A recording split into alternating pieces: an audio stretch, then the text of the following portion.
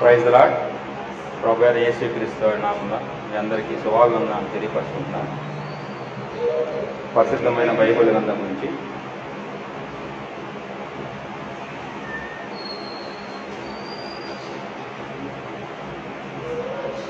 హెబ్రీయులకు రాసిన పత్రిక 1వ అధ్యాయము. హెబ్రీయులకు రాసిన పత్రిక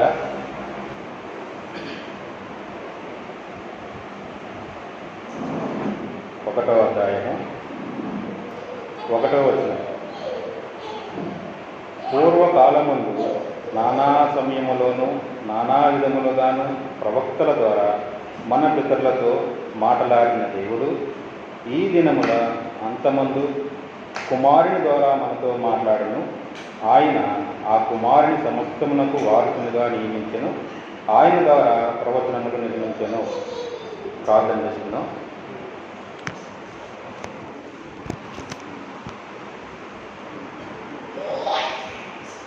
ప్రేమ కృపా నమ్మకం కలిగిన మా ప్రియ పరలోక తండ్రి, మీ బంగారు పాదములు వందనములు స్తుతులు చెల్లించుకుంటున్నాం. దయగల దేవా, మహాదినం, ప్రభుదినం, ప్రతిష్టమైన దినమున ఈ దినం దేవా మీరు మాకు తోడుగా ఉండి ఆరాధనలోను నైనా మీ పాటలు పాడే విషయంలోనూ దయగల తండ్రి మరి బలలోను దేవా మీరు ఎంతో సహాయం చేస్తూ వచ్చారు. తిరిగి దేవా ఆయన మీకే మహిమ ఘనత ప్రభావం ఆరోపించుకుంటకు ఆయన సాయంకాల సమయంలో సువార్త కుడికలు మమ్మల్ని అందరినీ చేర్చిన విధానం బట్టి దేవా మీకు వందనాలు స్తోత్రాలు చెల్లించుకుంటున్నాను. దయగల తండ్రి నిలబడిన దాసుని మీరు జ్ఞాపకం చేసుకోండి. మీ చెలువు చాటున మరుగుపరచుకోండి. దేవా ఈ లోకములో గనులను అధికారులను తండ్రి మీరు అవమానపరచుటకు తండ్రి దేవా నీచులను ఎన్నికలైన వారిని ఎన్నుకున్నారు. ఆ ఎన్నికల నుంచి దేవా నన్ను కూడా ఎన్నుకొని దయగల తండ్రి ఈ సాయంకాల సమయంలో మీ మాటలు చెప్పుకుంటకు తండ్రి మీరు ఇచ్చిన ఆధిక్యతను బట్టి దేవా మీకు వందనాలు స్తుతాలు చెల్లించుకుంటున్నాను. నోటి మంది గలవాడను దయగల తండ్రి మీరు నడిపించండి. ఏదైతే నేను మాట్లాడాలో నా నోటి ద్వారా మీరే మాట్లాడండి. దయగల తండ్రి మీరు ప్రవక్తల ద్వారా ఏ రీతికైతే మాట్లాడుతూ వచ్చారో దేవా ఈ సమయంలో కూడా తండ్రి నా ద్వారా మీరు మాట్లాడుతూ రమ్మని నన్ను మరుగుపరచురమ్మని వ్యర్థమైన మాటలు నా నోటిని రాకుండా తండ్రి ఏదైతే అవసరమో ఆ మాటలు రప్పించగలకు సహాయం చేస్తురమ్మని సమస్తమే దేగల హస్తంలో అప్పచెప్పుకుంటున్నా. ముందున్న సమయాన్ని దేవ దీవెనకరంగా ఆశీర్వాదంగా ఉంచమని రావాల్సిన మీ బిడ్డలందరూ సమయానికి రాగలుగుతున్న మీరు కృప చూపించమని నజరేయుడకు యేసుక్రీస్తు వారి ఘనమైన శ్రేష్టమైన నామంలో ప్రార్థించి అడిగి వేడుకుంటున్నాం తండ్రి. ఆమేన్.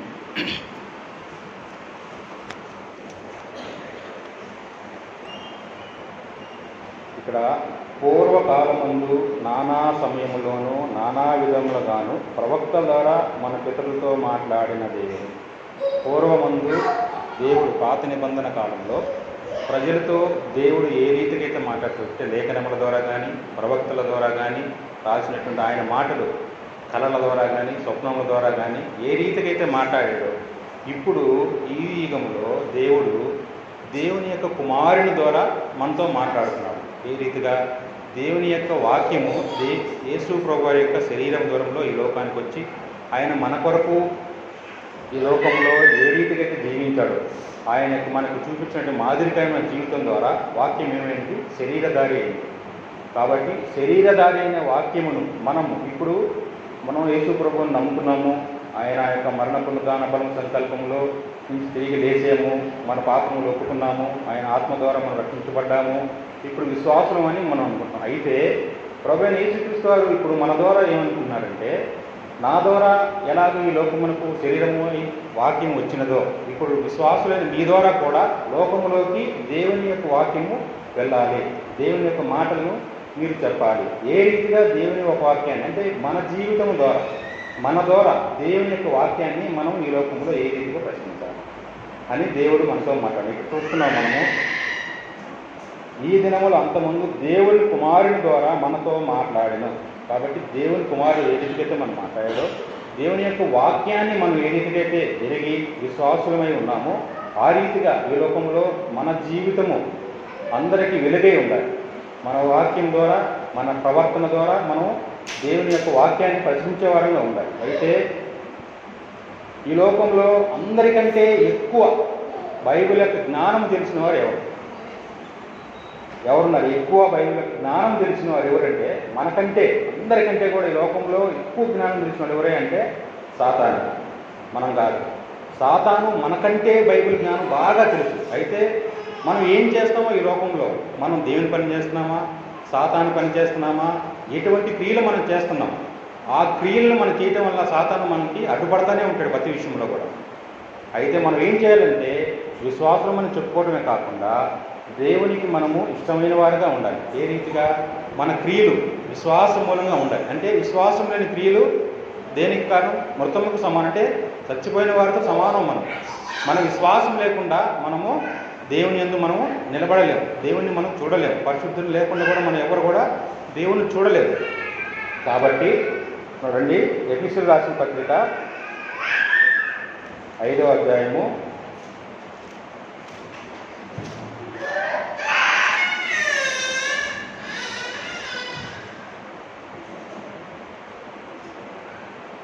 అంటే మనం ఎటువంటి క్రియలను కలిగి ఉంటే మనము దేవుని యొక్క బిడ్డలుగా ఉంటాము.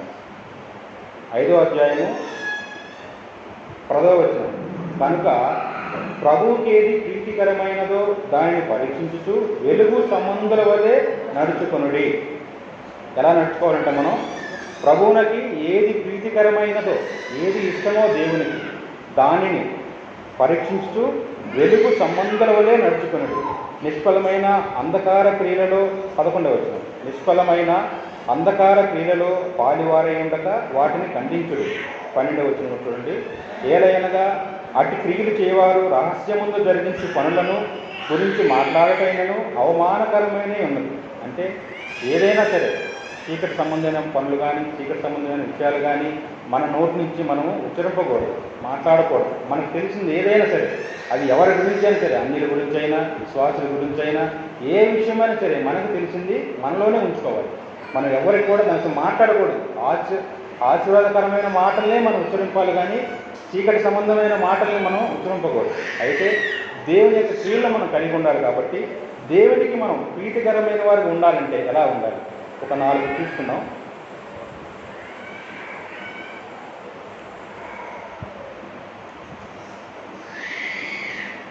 ఎఫెసీయులకు రాసిన పత్రిక 6వ అధ్యాయము 5వ వచనం,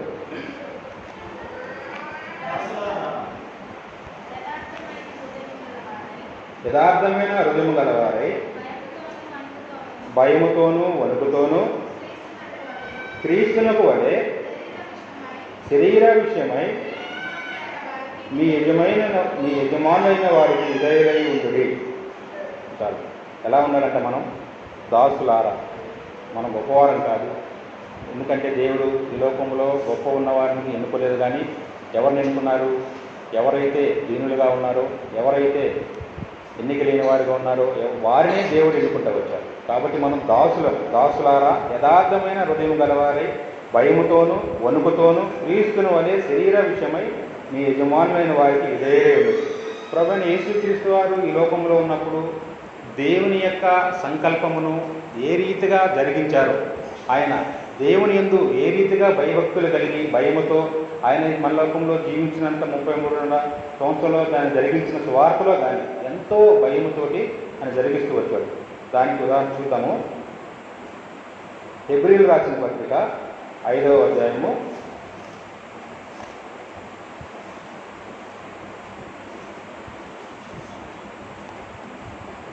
7వ వచనం. హెబ్రీయులకు రాసిన పత్రిక, శరీరాధారమై ఉన్న దినములలో మహారోగముతోనూ కన్నీళ్లతోనూ తను మరణము నుండి రక్షింపగల వానికి ప్రార్థనలను యాచనలను సమర్పించి భయభక్తులు కలిగి ఉన్నందున ఆయన అంగీకరింపబడెను.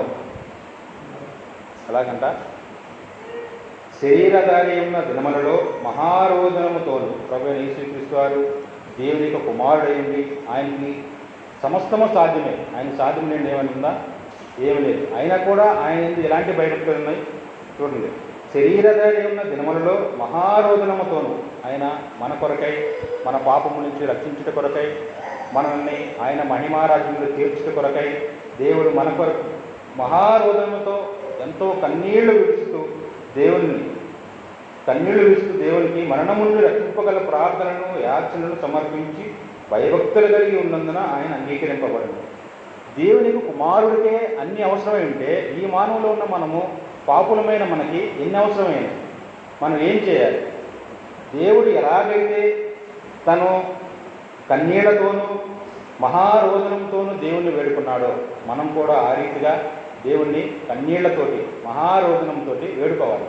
అప్పుడే దేవుడికి మనము మంచి క్రియలు కలిగిన వారమై దేవునికి ప్రీతికరమైన వారంగా ఉంటాం. అలాంటి క్రియలు లేకపోతే దేవునికి మనము ఇష్టలంగా ఉండలేము, దేవుని రాజ్యానికి మనము వారసులం అవ్వలేము. కాబట్టి దేవునిలాగా ఆయన మరణం నుంచి తప్పించగలని తెలుసు దేవునికి, దేవుడు అతను పునరుద్ధానికి లేపుతాయని కూడా తెలుసు. అయినా కూడా ఏం చేశాడు? కన్నీళ్లతో రోదన చేశాడు. మనం కూడా అట్టి అనుభవంలోకి ఉండాలి. ఆ రీతిగా మనం కూడా దేవుని యందు భయభక్తులతోటి కన్నీళ్లతోని రోదనతో అంటే మనకు తెలుసు, ఇప్పుడు కుక్కర్లో నీళ్లు పెట్టి కొంత మంట చేస్తే కానీ దాంట్లో నుంచి ఆవిరి రాదు. కానీ ప్రభువైన యేసుక్రీస్తు వారు గచ్చిమన తోటలో మన కోసం ఎంతో శోధన అనిపించాడు. అంటే కేవలం ఆయన చెమట చుక్క రక్తంగా మారింది మన కోసమే, దేనికోసం? మనల్ని రక్షించడం కోసమే. అంటే ఎంతో హీటు, ఎంతో ఆయన భరిస్తే కానీ ఆ చెమట చుక్క రక్తంగా మారదు. మనం తెలుసు కదా, మనం కుక్కర పెట్టినప్పుడు వాటర్ ఏ రీతిగా అయితే వస్తుందో ఆ రీతిగా కూడా ఆయన దానికంటే ఇంకా ఎక్కువ మన కోసం శ్రమ పడ్డాడు. ఎందుకు? ఆయన దేవుని కుమారుడు కూడా. దేవునికి అంత అవసరమైనప్పుడు మనకి ఎంత అవసరం. కాబట్టి మనం దేవుని దగ్గర కన్నీళ్లతోనూ మహారోదనముతోనూ ఆయన మరణం ఉండాలి. ప్రార్థనలు యాచన సమర్పించుకునే వారిగా ఉండాలి. రెండవదిగా దేవునికి లోబడి ఉండాలి. యాకోబు పత్రిక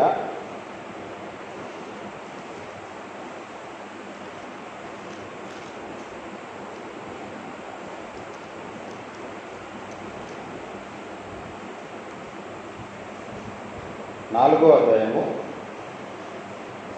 7వ వచనం. కాబట్టి దేవునికి లోబడి ఉండుడి, అపవాదుని ఎదిరించుడి, అప్పుడు వాడు మీ యొద్ద నుండి పారిపోవను.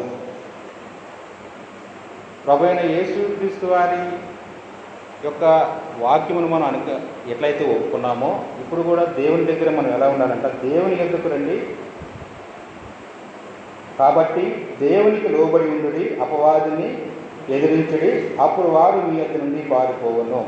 ప్రభువైన యేసుక్రీస్తు వారు దేవుని యొక్క సంకల్పమును ఏ రీతిగా దేవునికి లోబడి ఎలాగూ జరిగించాడో, ఆయనకి ఇచ్చినట్టు పనిని ఎంత నమ్మకంగా జరిగించాడో మనం కూడా మన జీవితాల్లో దేవునికి భయపడి లోబడి ఉండాలి. ఏ రీతిగా లోబడి ఉండాలంటే దేవునికి మనకి ప్రభువైన యేసుక్రీస్తు వారు మధ్యవర్తిగా అయితే ఎలాగున్నాడో ఇప్పుడు దేవుని కుమారుడికి మనకి మధ్యవర్తిగా దేవుడు మనల్ని ప్రేమించి మన కొరకు అపోస్తులను, దైవ సేవకులను, సువార్తకులను, పరిచారకులను మనకి ఏ విధంగా అయితే సమర్పించాడో, ఎలాగైతే మనకి ఇచ్చారో వారి యందు వారికి కూడా మనం లోబడి జీవించాలి. వారే కదా మనకి మధ్యవర్తిగా ఉన్నారు. ఇప్పుడు దేవునికి మనం వారి యందు మనం ఏ రీతిగా అయితే భయపడి ఉంటామో అప్పుడు మనము సంఘము అభివృద్ధి చెందుతుంది. మన జీవితాల్లో కూడా మనము అభివృద్ధి చెందుతాం. అభివృద్ధి చెందాలంటే దేవుని యొక్క విశ్వాసమంగా మనం పెరగాలంటే లోబడి ఉండాలి. ఎందుకంటే వారు కూడా, సేవకులు కూడా మన కొరకు ఎంతో సమర్పించుకొని ఉన్నారు. మనం ఎన్నో ఆనందాన్ని మనం బయటకు వెళ్తాం, మనకు కావాల్సిన దగ్గరికి వెళ్తాం, చేస్తాం, అన్నీ మనకు కావాల్సిన బట్టలు, మనకు కావాల్సిన తిండి, మనకు కావాల్సింది కొనుక్కుంటాం, చేస్తాం, అన్నీ చేస్తాం. కానీ వారు మొత్తము సమర్పించుకొని దేవుని కొరకు వచ్చి మన కొరకు కూడా వారు ఎంతో భారంతో, ప్రయాసంతో ఉన్నారు. ఏ రీతిగా అయితే లోబడితే ఉన్నారు మనం కూడా మన జీవితాల్లో కూడా లోబడి ఉంటే దేవునికి ఇష్టమైన వారంగాను, దేవునికి ప్రీతికరమైన వారంగాను ఉంటాం. ఇక్కడ నా జీవితం గురించి కూడా చెప్పాలి.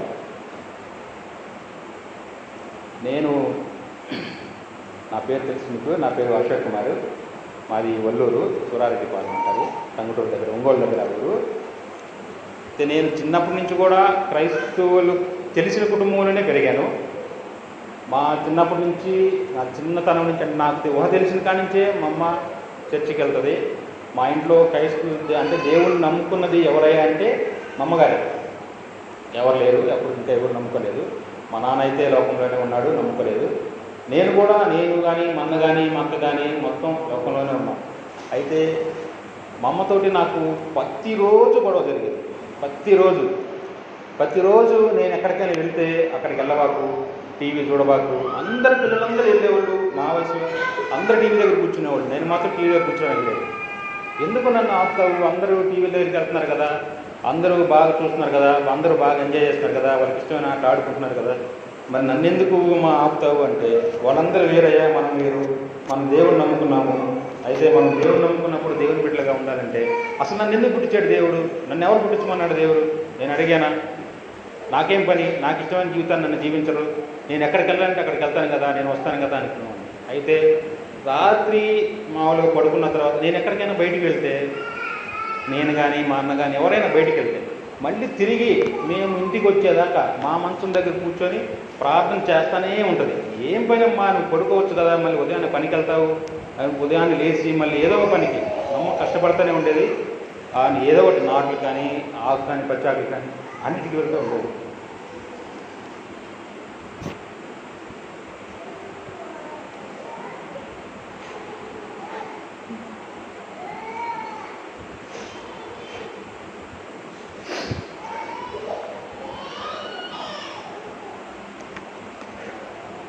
ఎన్నో మాటలు అమ్మను నెస్కరిస్తూనే ఉంది.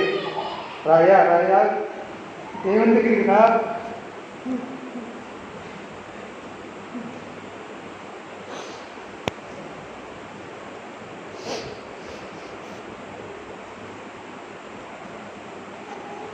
అయితే నేనైతే మాత్రం దేవుని దగ్గరికి రాలేదు. నా ఇష్టమైన జీవితాన్ని జీవిస్తూ వచ్చాను. ఆ తర్వాత నాకు మ్యారేజ్ అయింది. అయితే ఒకరి దారి పడలేకపోతున్నాను అనుకున్నాను. ఇంకా రెండో వాడు తయారయ్యారు నాకు. ఎవరు? మా భార్య. మా అమ్మ మనం రమ్ము రా రా రా అనేది అయిపోయిన తర్వాత ఇంకా మా భార్య తయారయ్యింది నాకు. మేము ఎక్కడికి వెళ్తున్నాం, ఆదివారం ఎక్కడికి వెళ్ళకూడదు, అక్కడికి మందిరానికి రావాలి, బయటికి వెళ్ళకూడదు, తిరగకూడదు. అయితే నేను మాత్రం మాటలు ఏమీ లెక్క చేయలేదు, ఎవరిని లెక్క చేయలేదు. నా ఇష్టానుసారమైన జీవితాన్ని జీవించా. తాగాను, తిరిగాను, అన్నీ చేశాను. ఈ లోకంలో పాపుల్లో ఎవరైనా ఉన్నారంటే మొదటి 10 బహుమానాలు ఇస్తే నాకే వేయాలి మొత్తం.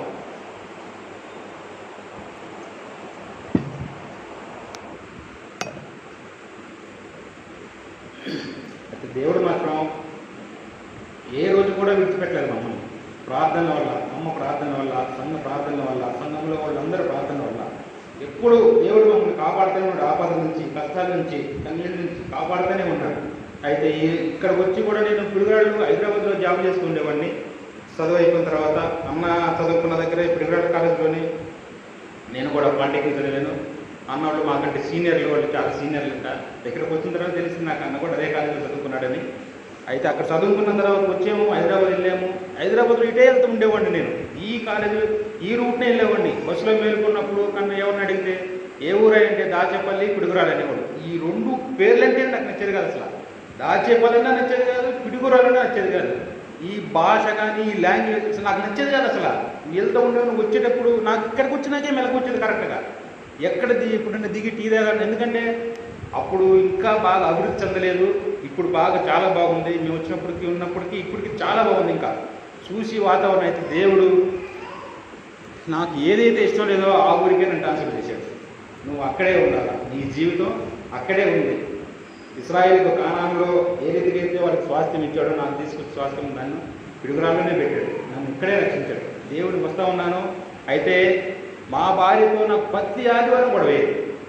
నేను ఉదయం 9ంటికి లేచేవాడిని, ఆదివారం బయటకు వచ్చి 10ంటికి చికెన్ తెచ్చేవాడిని. అప్పుడు రెడీ ఉండేది. నాకు వండి ఎల్లు అనేవాడిని. ఆమె గొడవ పెట్టినది, తిట్టేది. రోజు ఏం చేసేది, సాయంత్రం పూట వచ్చేది, బైబిల్ తీసేది, నా దగ్గర కూర్చొని చదువుతూ ఉండేది. నా దగ్గర కూర్చొని తెరువు నీ హృదయం అని పాట నా దగ్గర కూర్చొనే పాడుతూ ఉండేది. నువ్వు వెళ్ళమ్మాయి, నేను ఫోన్ చూసుకుంటున్నాను, నాతో ఏం పని నీకు అంటే వెళ్ళేది కాదు. సరే నేను కూడా నువ్వు నీ ఇష్టం ప్రకారం తిరుగుతున్నావు కాబట్టి నేను కూడా రేపు నుంచి వాకింగ్ ప్రార్థనకి వెళ్ళను.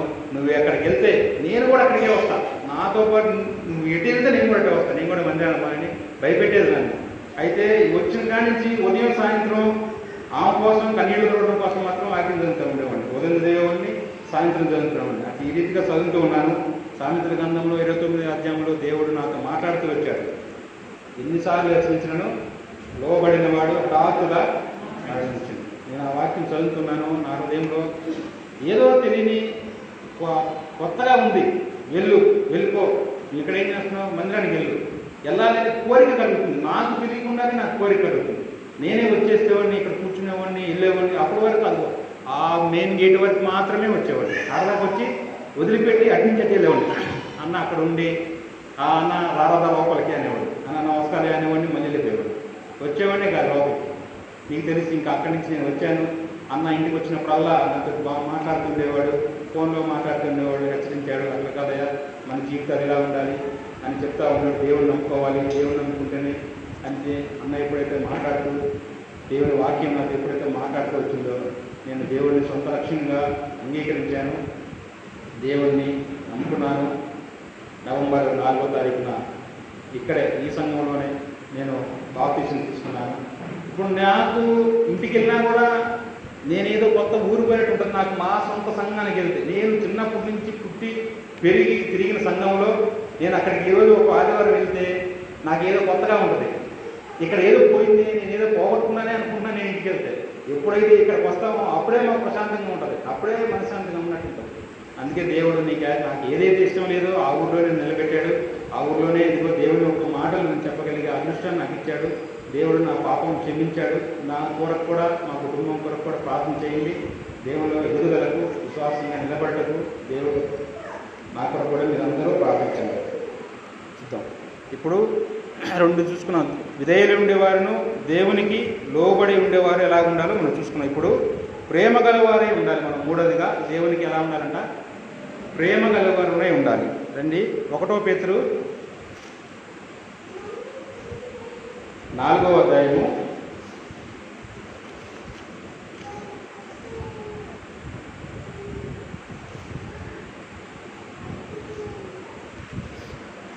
8వ వచనం. ప్రేమ అనేక పాపములను కప్పును గనుక అన్నిటికంటే ముఖ్యముగా ఒకని ఎడల ఒకడు నికటమైన ప్రేమ గలవారై ఉండుడి. ఎలా ఉండాలంట? మనం ప్రేమ అనేకమైన పాపములను కప్పును గనుక అన్నిటికంటే ముఖ్యముగా ఒకని ఎడల ఒకడు నికటమైన ప్రేమ గలవారై ఉండాలి. మనం ఎటువంటి ప్రేమ కలిగిన నికటమైన ప్రేమ కలిగిన వారై ఉండాలి. ఏ విషయంలో?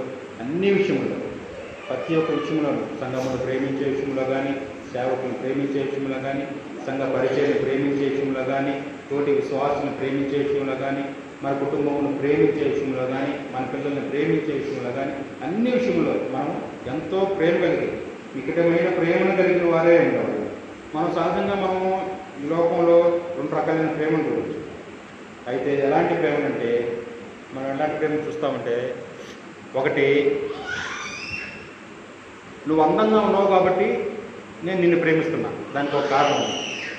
ఇంకొకటి నువ్వు నాకు 1 లక్ష రూపాయలు ఇచ్చావు, లేదంటే ఒక 100 రూపాయలు నువ్వు నాకు ఇచ్చావు కాబట్టి నేను నిన్ను ప్రేమిస్తున్నా. అంటే మనం దాన్ని ప్రేమిస్తున్నామంటే దానికి ఏముంది? ఒక కారణం ఉంది. దాంట్లో మన స్వార్థం కూడా ఉంది. దాని విషయంలో మనం ఏ రీతికైతే ఇలాంటి స్వార్థమైన ప్రేమను కలిగి ఉండకుండా ప్రభువైన యేసుక్రీస్తు వారు మన ఎడల ఏ రీతిగా ప్రేమను కలిగి ఉన్నారో మనం ఆ రీతిగా మనం ప్రేమను కలిగి ఉండాలి. ఆయన ఏ రీతిగా ప్రేమ కలిగి ఉన్నారు? మనం పాపులము అయినా సరే ఆయన మనం ప్రేమిస్తున్నాడు. మనం వ్యభిచారులము అయినా సరే ఆయన మనం ప్రేమిస్తున్నాడు. మనం దొంగతనం చేసిన వాళ్ళము, అబద్ధములు ఆడిన వారము, పిరికివారము, అవిశ్వాసులము అయినా సరే దేవుడు మనం ప్రేమిస్తున్నాడు. కాబట్టి మనం అలాంటి ప్రేమను కలిగి మనము మన సహోదరుల విషయంలో కానీ ఏ విషయమైనా సరే, మనకు తెలిసిన విషయమైనా ఏదైనా సరే ప్రేమ కలిగి మనం వారితో నేర్చుకుంటే, ప్రేమ గలవారు ఏమిటి? మన పట్ల శత్రువు గలవారు ఎవరు? దేవుడు అంటున్నాడు కదా, మనం ప్రేమ కలిగి ఉంటే ఎదుటి వారిపైన మనకి శత్రువులు ఎవరు? మనకు శత్రువులు ఎవరు ఉంటారు అసలు? అప్పుడు మన శత్రువులు సమస్య లేదు కదా. కాబట్టి మనము నీ వలే నీ పొరుగు వారిని ప్రేమించాలి. మనం అలా ప్రేమించాలంటే మనం ఏం చేయాలి? ప్రభువైన యేసుక్రీస్తు వారు ఏ రకమైన ప్రేమను కలిగి ఉన్నారో ఆ రకమైన ప్రేమను మనము కలిగి ఉండాలి. 4వది చూద్దాం. 4వదిగా 1 తెస్సలోనిక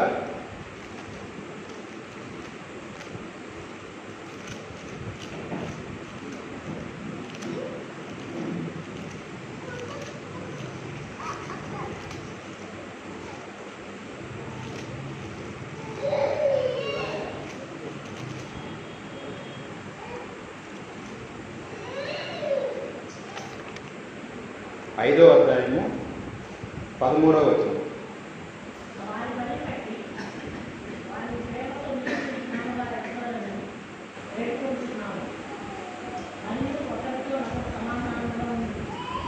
అది ఎలా ఉండాలంటే మనం ఒకరితో ఒకడు సమాధానంగా ఉండు.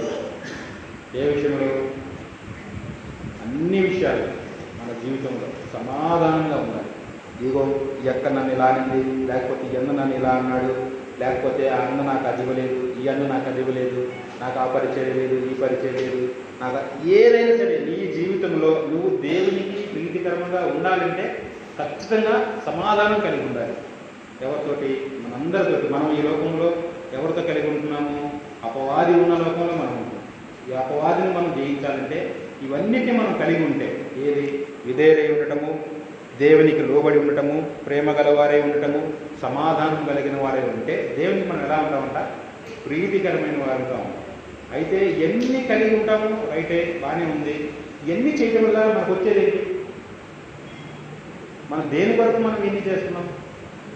అసలు మన ప్రయాణం ఏంటి? మనం దేని కొరకు మనం ఏం చేస్తున్నాం? దాని కొరకు మనం ఏం చేయాలంటే, దేవుడు మన కొరకు పిలిచిన పిలుపు కొరకై వెనుకున్న వాటిని మరిచి ముందున్న వాటి కొరకే వేగురు పడుతూ దేవుని యొక్క గురి ఎద్దుకు పరిగెడు వారమై సిద్ధపడాలి. ఆ రీతిగా ఉండదు. దేని కొరకు? మనం దేవుడు మనల్ని తనతో పాటు తన మహిమారాజ్యములో మనతో పాటు ఉండాలని, మనల్ని ఆయన దగ్గర ఉంచుకోవాలని ఆయన మన ప్రేమ కలిగి మనం రక్షించి ఉన్నాడు. కాబట్టి మనం ఆ విధముగా దేవుని కొరకు నిరీక్షణ గలవారమై దేవుడి నూతన యెరూషలేములో, నూతన భూమి, నూతన ఆకాశంలో, దేవుని యొక్క మహిమలో అక్కడ మరణాలు ఉంటాయా? ఏడుపులు ఉంటాయా? ఏముండదు. బంగారు వీధుల్లో మనం ఉండాలి. అంటే మనం బంగారు వీధుల్లో మనం జీవించాలంటే ఈ క్రియలు కలిగి దేవునికి ప్రీతికరమైనగా ఉంటేనే మనం ఆ రాజ్యంలోకి మనం వారసులుగా వెళ్ళగాలి. కాబట్టి దేవుని యొక్క రాజ్యములకు నిరీక్షణ గలవారమై దేవుడితో మనం ఒక దినం ఉంటామని, దేవుడితో ఒక దినం మనం కలిసి ఉంటామని, జీవజల వృక్ష ఫలమును భుజిస్తూ దేవుని యొక్క మహిమతో ఆయనకు వెలుగులో ఆయన నిత్యము కొనియాడుకుంటూ ప్రార్థించుకుంటూ నిత్యం ఆరాధించుకుంటూ ఉంటామని దేవుడిని మనం ఎరిగిన వారమై మన జీవితంలో ఇవన్నీ కలిగి ఉంటే మన దేవుడికి ప్రీతికరమైన వారుగా ఉంటాం. దేవుడి వాక్యాన్ని దీవించుకుంటాం.